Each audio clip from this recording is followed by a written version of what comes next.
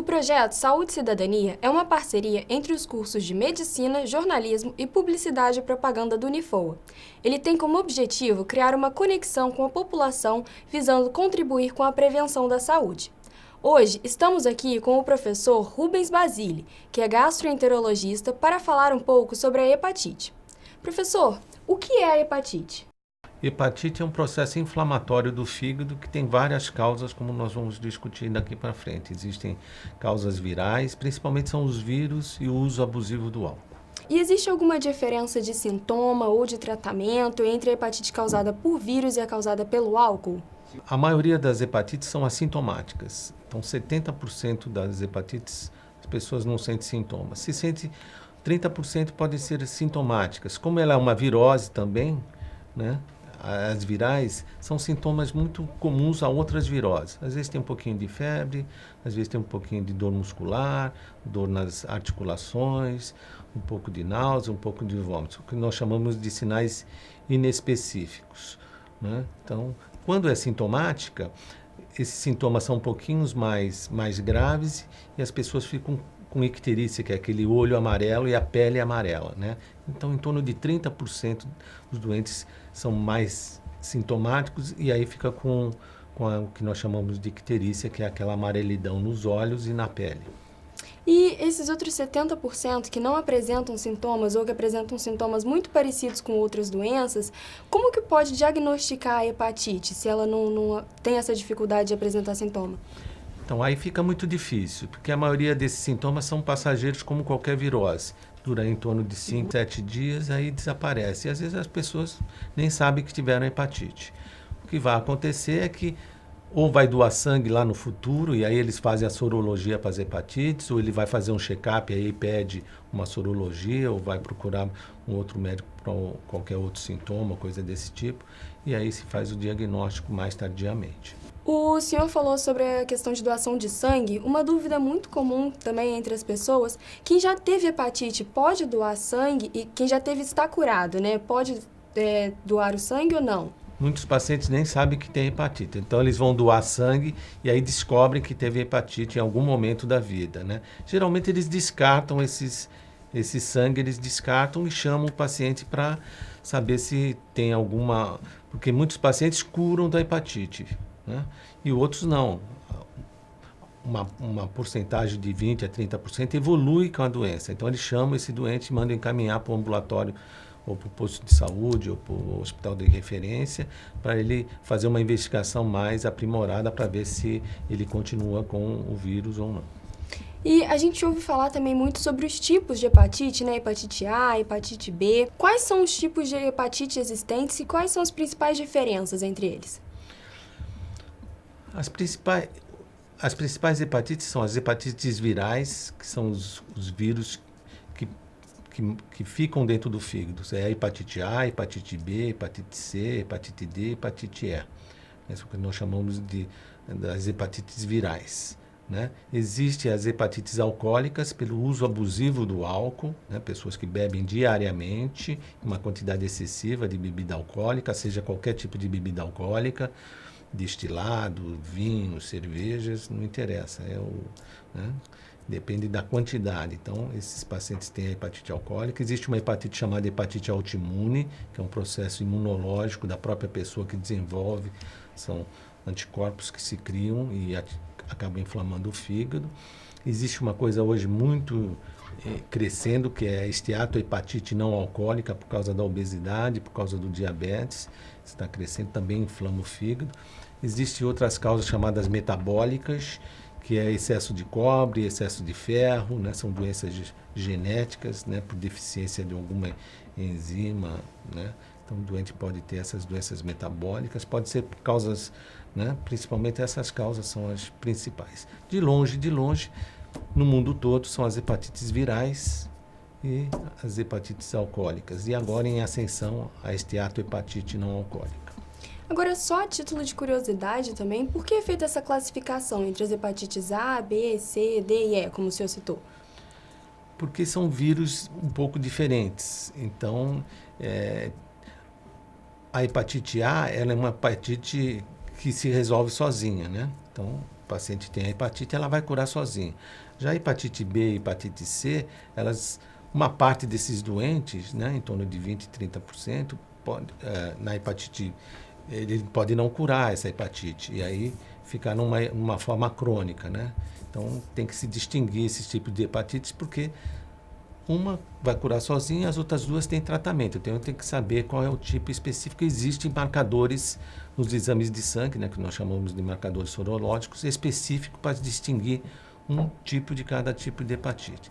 As hepatites virais geralmente são por contaminação da água ou dos alimentos, né? O que a gente chama, houve uma contaminação, geralmente por fezes humanas, problema de saneamento básico, né? Esgotos a céu aberto, contaminação do mar e uma série de coisas. A hepatite B e a hepatite C são o que nós chamamos de parenterais. O sujeito se contamina ou porque muito tempo atrás recebeu sangue contaminado, a gente não sabia desses marcadores, né? E ficou com essas hepatites. Pacientes que fazem uso de drogas endovenosas compartilham seringas contaminadas, né? São os drogaditos, né? E muitas tatuagens que pode transmitir, dependendo da esterilização mal feita desse material, né? Então, todo material mal esterilizado, de uso conjugado, né? Compartilhado, né? E às vezes pode, né? Tem casos até de manicure, coisa desse tipo, dentista. Então, depende muito dessa esterilização aí desse material. Então, a gente, né? Esses são os meios de contaminação mais comuns dessas hepatites. Entendi. No próximo bloco, voltaremos a falar sobre hepatite.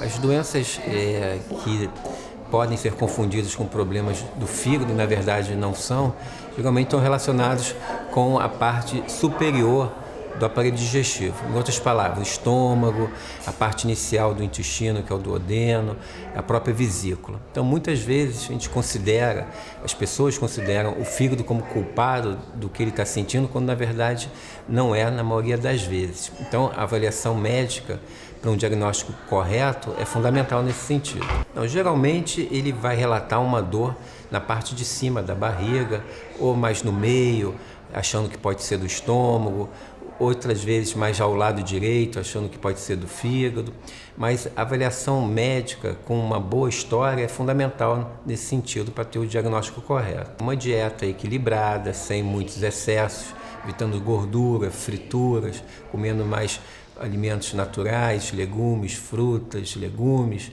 evitar excesso de álcool, excesso de refrigerante, isso tudo pode, no final das contas, beneficiar o paciente nos seus sintomas. Pode prevenir algum evento que, porventura, ele possa vir a desenvolver. Estamos de volta com o Dr. Rubens para falar um pouco mais sobre hepatite.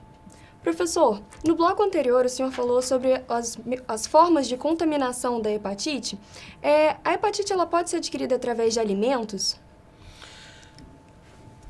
A transmissão é por alimentos e água contaminada. Isso pode ocorrer na hepatite A e na hepatite E, né, que são essas formas enterais. Aí é a contaminação dos alimentos e das águas, principalmente águas, né, lagoas, rios, mares, coisas desse tipo, né, o problema de saneamento básico, favelas, essas coisas todas, né, mas pode também contaminar os alimentos, sim, e essa forma é o que ocorre nas hepatites A e E. A hepatite B e C não se contamina pelos alimentos ou pela água. Aí é o que nós chamamos de parenterais e aí são outras formas de contaminação.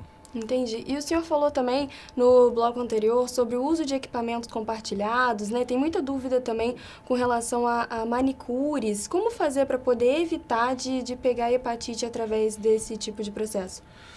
Isso já teve relatos de caso aí, né? Então, coisas muito compartilhadas que mexem com sangue, é bom evitar, né? Então, obviamente, né, esses profissionais hoje já são mais gabaritados para isso, para esterilizar bem esse material, né? Então, antigamente, houve relatos pela má esterilização desse material. Obviamente, as pessoas podem levar o seu material próprio para isso, né? Quer dizer, evitar esse material cortante, coisa desse tipo, né? É baixo, né? A tendência é baixa, mas isso pode acontecer, né? Obviamente, entre os Os pacientes viciados em drogas que compartilham seringas, esses sim, né? Porque é o sangue de um que ficou lá no restinho da seringa que injeta no outro. Isso também teve em tempos atrás, muita contaminação. Hoje em dia também esses comportamentos de riscos também já acabam também se protegendo, evitando esse compartilhamento, né? Hoje também existe o conhecimento disso, né? Então eles, obviamente, isso é uma coisa mais antiga, mas mais modernamente, mesmo esses usuários de drogas hoje, provavelmente eles também não usam esse material compartilhado, né? Quer dizer, é um comportamento de risco, né?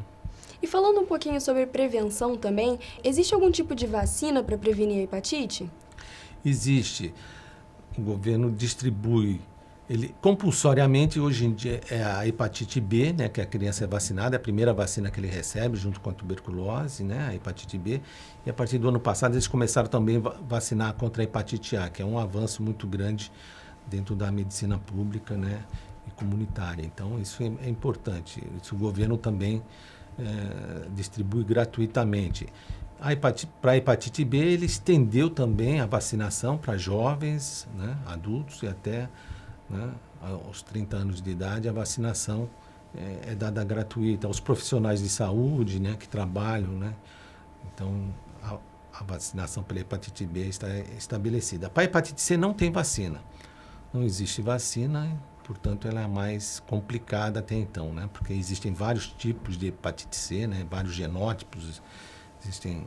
Então, isso fica mais difícil de fazer uma vacina que comporte todos esse complexo de vírus e subtipos do vírus C. Então, para A e para B, vacinação. O governo já colocou no calendário vacinal das crianças, então são vacinados automaticamente para A e para B. Os que não foram vacinados podem se vacinar posteriormente também, né? São jovens, né? E os profissionais de saúde em qualquer momento podem ser vacinados, em qualquer idade. E existe alguma dieta ou alguma recomendação de alimentos que a pessoa que é portadora da hepatite pode ou não ingerir? Clinicamente existem duas formas de hepatite. Há uma hepatite aguda, que é aquela que a pessoa já viu que está com hepatite, geralmente não tem uma restrição dietética específica. Como muitas vezes é uma virose, a pessoa está com inapetência para comer, né? Então, é só dar os alimentos que ela aceita normalmente. Evitar as gorduras, alimentos pesados. Não tem uma restrição dietética específica nessas formas agudas. O que ele aceitar. Então, ele vai passar alguns dias que ele vai comer menos, realmente, né? E aí vai a vida normal. Resolvendo, não vai ter problema nenhum. Nas formas crônicas, vai depender que estágio ele vai evoluir para essa forma crônica, né? Isso vai levar décadas, 10, 15, 20, 30 anos, né? Eventualmente, ele não vai acontecer nada também, ele pode ficar numa forma de uma hepatite crônica leve a moderada e também sem restrições. Os que evoluem mal, que é em torno de 20%, que formas graves, e aí o fígado já está comprometido de uma forma praticamente irreversível, chamada cirrose hepática.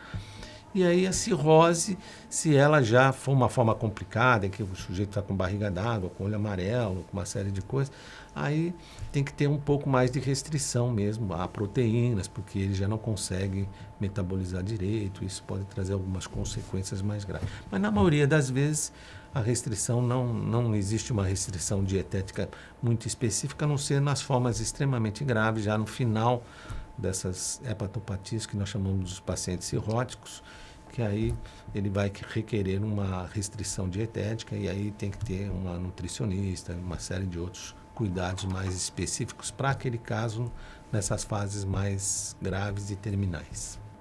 No próximo bloco, voltaremos a falar sobre hepatite. Os cuidados que uma pessoa com hepatite tem que tomar com a alimentação são diversos. Primeiramente, a qualidade do alimento, deve-se prezar muito a higiene do alimento para evitar mais contaminação a esse indivíduo. Então, higienizar bem o alimento, sanitizar bem o alimento faz parte do tratamento.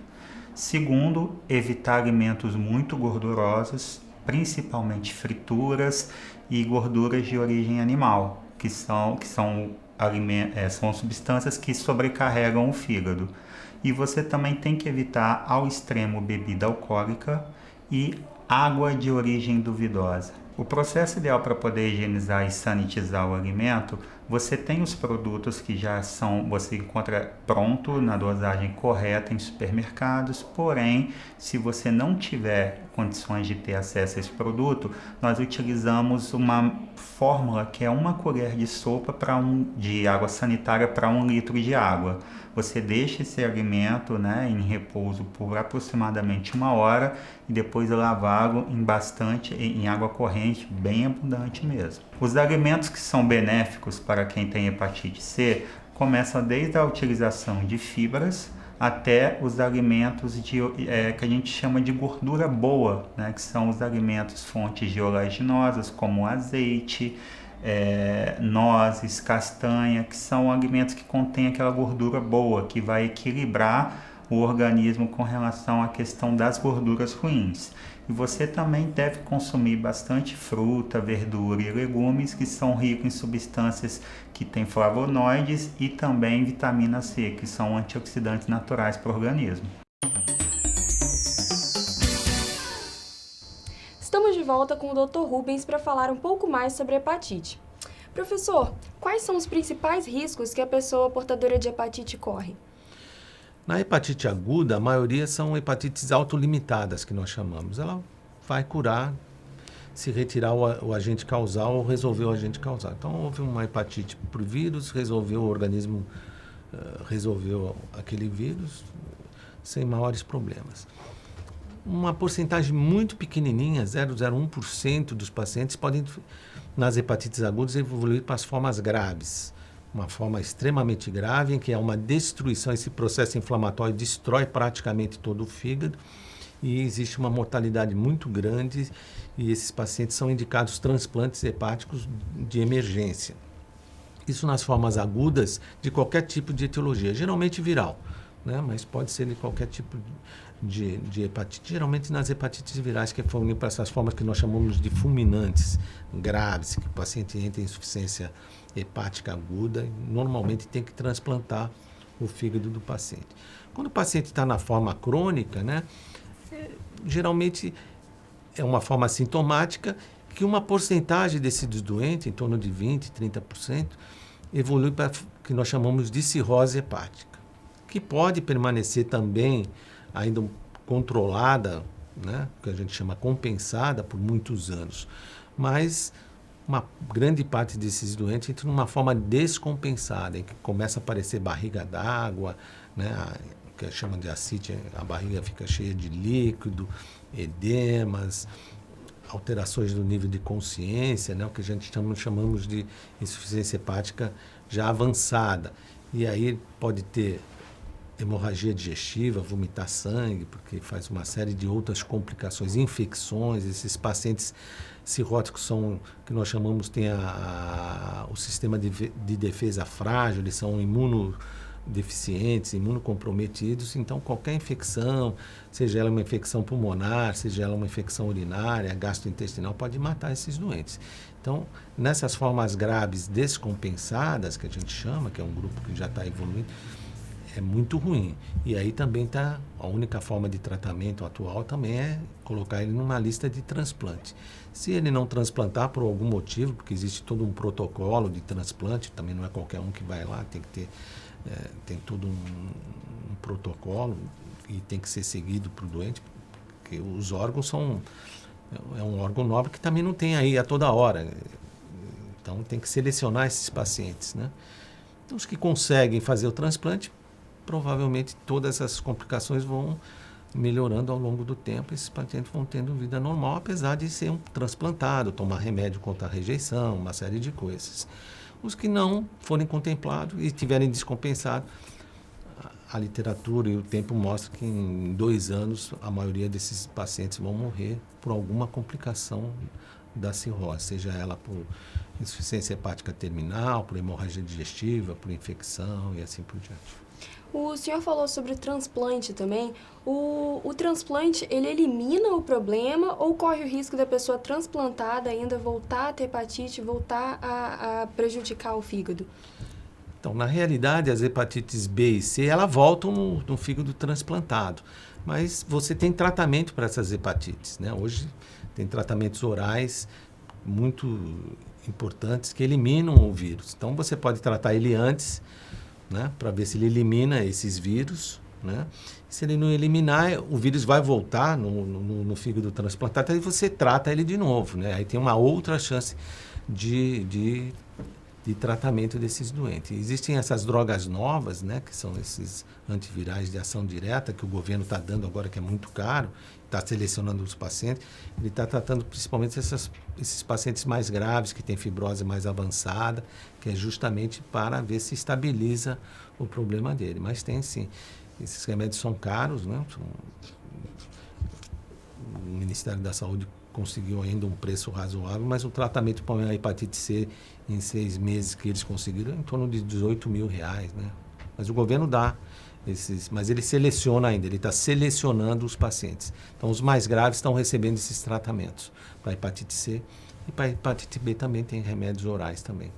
Existe algum tipo de tratamento alternativo? A gente ouve muito falar sobre o uso de chás para poder, como forma de tratamento, além do medicamento normal. Para a hepatite, ela pode ser tratada através dessa forma? Não.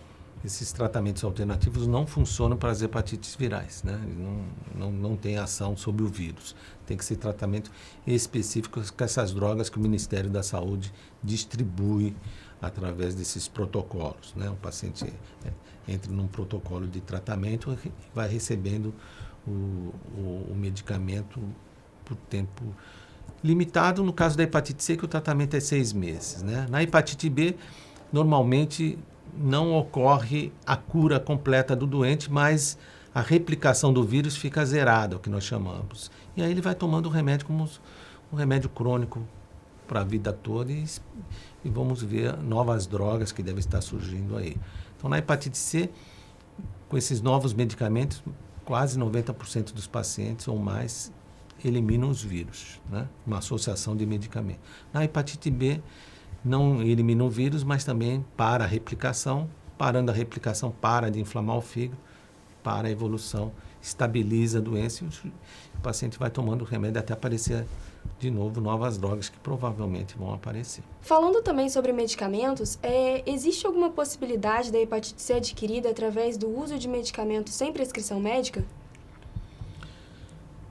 Existe um termo que a gente chama hepatite medicamentosa, porque todos os medicamentos, eles passam pelo fígado e ali eles são ativados, são metabolizados e ativados. Existem já remédios que nós chamamos hepatotóxicos. Precisa tomar cuidado com alguns remédios. Um de uso muito comum, que é o paracetamol, né? O acetaminofém, ele é, em doses elevadas, ele é extremamente tóxico ao fígado. E é um remédio que se dá para tratar a febre aí. Na maioria das pessoas é um remédio indicado para dengue, na maioria das vezes para cuidar da febre. Mas em doses elevadas, ele é extremamente hepatotóxico, precisa tomar cuidado. E ele é vendido aí sem receita médica.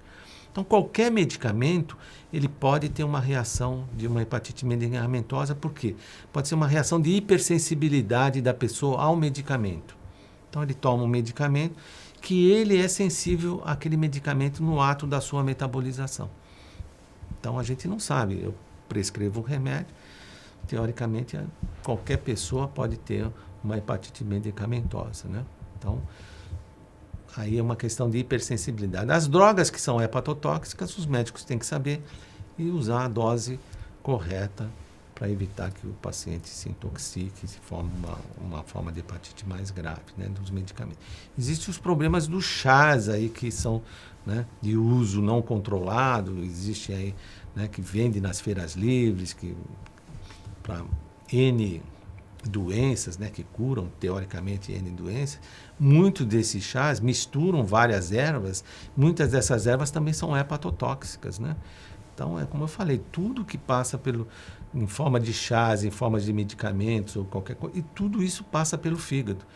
E isso passa pelo metabolismo hepático. E às vezes a pessoa toma um chá achando que é um chazinho caseiro, sem, né, que não vai trazer problema nenhum, e às vezes é um problema grave. Já teve aí chás emagrecedores que causaram até mortes, né, porque todo mundo correu atrás do chá para emagrecer, né, que é o elixir do emagrecimento e acabou se intoxicando. Precisa tomar cuidado com isso, né? Isso se vende, é estocagem disso, né? Muita erva, né? Isso vende nas feiras livres, em lojas, em outros tipos de lojas, né? De medicina alternativa. Precisa tomar cuidado. Esses energéticos, precisa tomar cuidado de academias, porque é uma mistura de coisas que eles colocam dentro e acham que por ser um medicamento, por ser um alimento, que eles dizem que é alimento, né? Nem medicamento, né? Que é para aumentar a massa muscular e coisa desse tipo, muitas vezes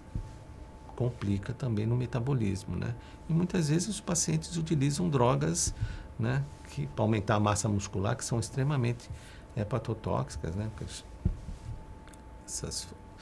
Esses medicamentos que eles usam muitas vezes, né, nessas academias de ginástica, né, são anabolizantes, né? Você precisa tomar cuidado. Os anabolizantes são altamente hepatotóxicos na dose, né? Às vezes usam medicamentos veterinários. Isso é uma desgraça, né? Na realidade, precisa tomar muito cuidado, né?